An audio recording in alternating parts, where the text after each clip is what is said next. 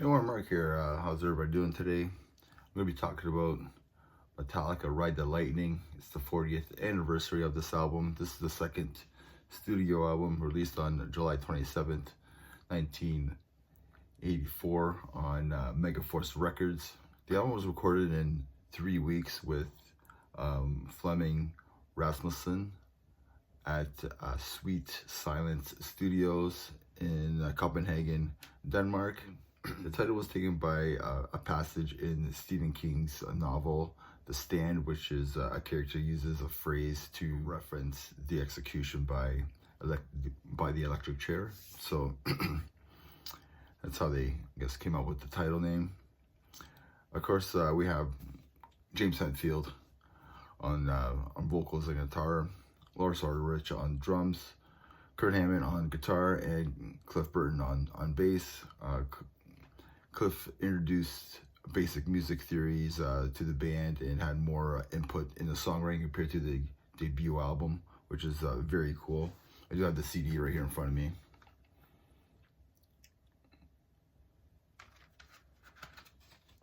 Everybody should have this album in their collection. Any format, doesn't really matter. Yeah, some fun facts about the album is the album was released twice.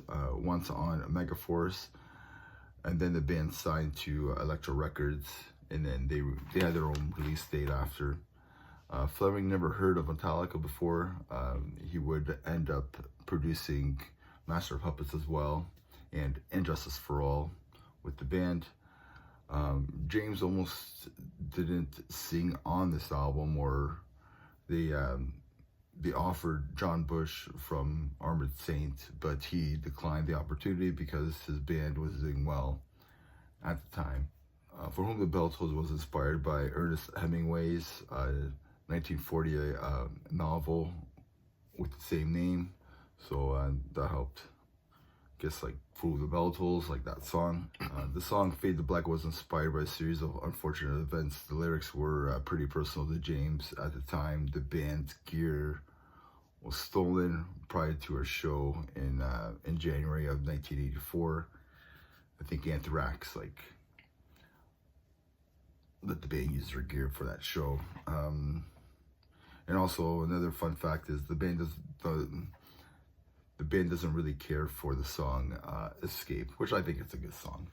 Yeah, song tracks on the album. We have Fight Fire with Fire, Ride the Lightning, For Whom the Bell Tolls, Fade to Black, Trapped Under Ice, Escape, Creeping Death was probably my favorite track on the album. They're all amazing. And The Call of Cthulhu. Yeah, man. It's I think this is just an album. It's an essential album. Essential album for metal, thrash metal, melodic metal, just heavy metal in general. Rides the Lightning. Everybody should have a copy of this.